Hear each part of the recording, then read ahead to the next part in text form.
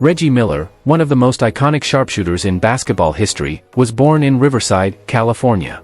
His early life was marked by physical challenges. He was born with hip deformities that impaired his ability to walk.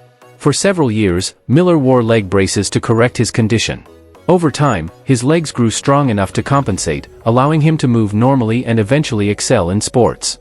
Miller attended Riverside Polytechnic High School, where his natural athleticism and emerging basketball skills began to shine. He grew up in a highly athletic household, one of 5 siblings. His brother, Darryl Miller, played Major League Baseball, his sister Tammy played collegiate volleyball at Cal State Fullerton, and his older sister, Cheryl Miller, is widely regarded as one of the greatest women's basketball players of all time. Cheryl was part of the 1984 U.S. Olympic team that won a gold medal and later became a basketball analyst for Turner Sports. Growing up, Reggie regularly faced off with Cheryl in intense games of one-on-one. He often recalls how she would routinely beat him, and how those matchups fueled his competitive drive. In fact, Miller credits his now famous high-arcing shot to those early duels, developed specifically to avoid Cheryl's shot blocks. Their sibling rivalry helped shape his basketball identity. Another brother, Saul Jr., followed in their father's military footsteps and became a musician, adding further diversity to the family's accomplishments. Miller's basketball journey continued at the University of California, Los Angeles, UCLA, where he earned a degree in history and played for the Bruins from 1983 to 1987. He was instrumental in helping the Bruins win the 1985 National Invitation Tournament, NIT. By his senior year in 1986-87, Miller had emerged as a team leader and standout performer. He earned All-Pac 10 honors for the second consecutive season and led UCLA to both a Pacific 10 regular season and tournament championship. The 1986-87 season was also notable because it marked the introduction of the three-point line in college basketball. Miller quickly adapted to the new rule, making 69 of his 247 field goals from beyond the arc that season. One of his most memorable games came on January 24, 1987, when he nailed a clutch 24-foot jumper to secure a win over Notre Dame with just 10 seconds left. Another historic performance occurred on February 28, 1987, when he scored 33 points in the second half against defending national champion Louisville, a school record that still stands. Miller's final collegiate game ended in a second-round NCAA tournament loss to Wyoming, but his legacy at UCLA was firmly cemented. He finished second on the school's all-time scoring list, trailing only the legendary Lou Alcindor, Kareem Abdul-Jabbar. As of 2009, Miller still held several UCLA records, including most league points and highest league scoring average in a season. In recognition of his achievements, UCLA retired his number 31 jersey in 2013, and he was inducted into the Pac-12 Hall of Honor in 2010. Reggie Miller was selected by the Indiana Pacers as the 11th overall pick in the first round of the 1987 NBA draft. The choice was met with disapproval by many Pacers fans, who had hoped the team would select local hero Steve Alford from Newcastle, Indiana. Donnie Walsh, the Pacers president, was even booed during the draft. Miller, wearing jersey number 31, started his NBA career as a backup to shooting guard John Long before eventually taking over the starting role. Quickly, Miller made a name for himself, playing a vital role in turning the Pacers into a regular playoff team. Miller's breakout came after Chuck Person was traded during the 1992 offseason, allowing Miller to emerge as the team's primary scoring option.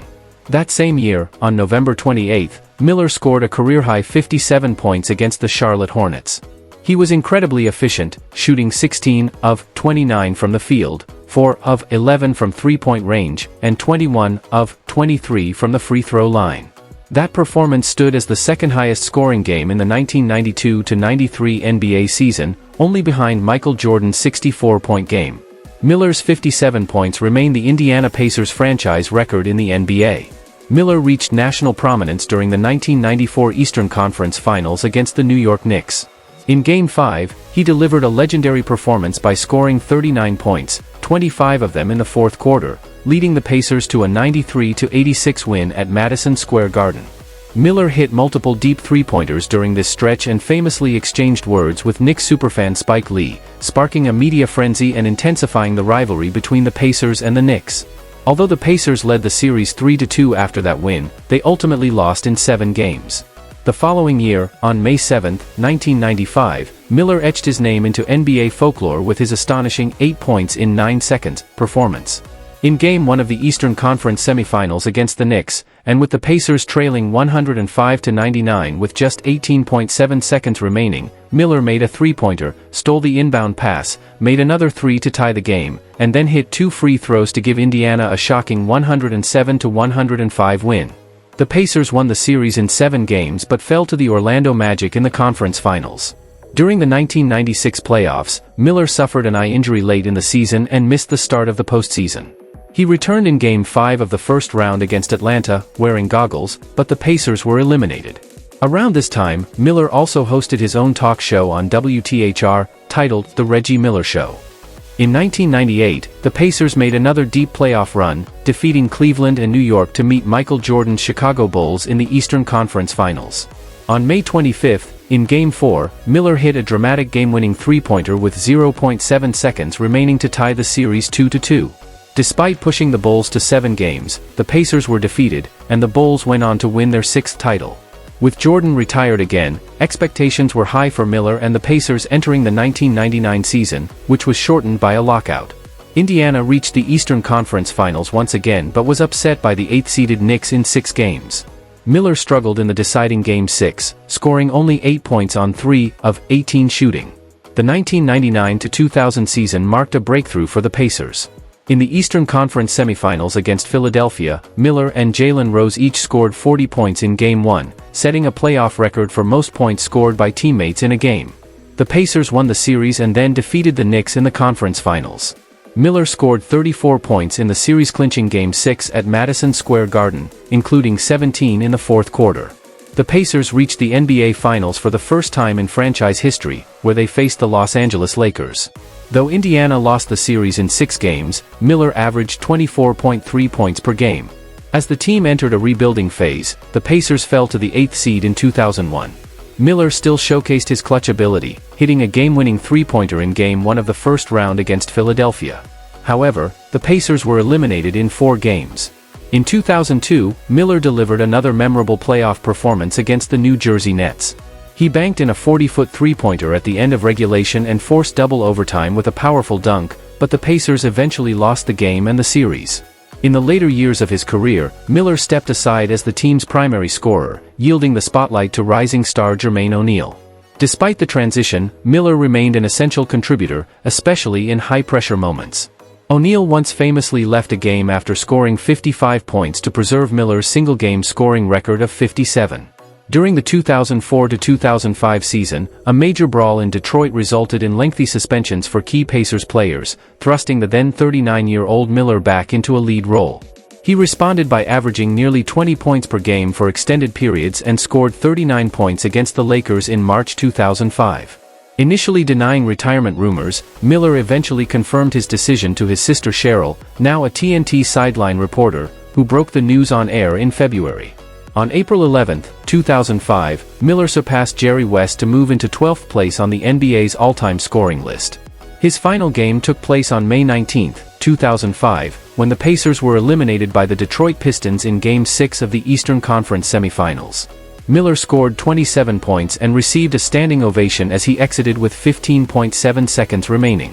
Even Pistons players and coach Larry Brown paused to honor him, creating a touching farewell moment that earned the 2005 ESPY for Best Moment. Over his 18-season NBA career, all with the Pacers, Miller played in 1,389 games and earned more than $105 million in salary. He is one of only 7 NBA players to spend 18 or more seasons with one franchise. Renowned for his clutch shooting and deadly accuracy from beyond the arc, Miller was the NBA's all-time leader in three-pointers made, 2,560, at the time of his retirement. His mark was later surpassed by Ray Allen and then by Stephen Curry. Miller is a member of the elite 50-40-90 club, having shot at least 50% from the field, 40% from 3, and 90% from the free throw line in a season. In recognition of his legacy, The Athletic ranked Miller as the 47th greatest player in NBA history in their top 75 players list celebrating the league's 75th anniversary. And so, the story of Reggie Miller comes full circle, a tale of perseverance, passion, and precision. From the boy in Riverside overcoming physical challenges, to becoming the face of the Indiana Pacers and one of the most feared clutch shooters the NBA has ever seen, Miller's journey is the embodiment of determination. Thanks for watching, please subscribe for more videos.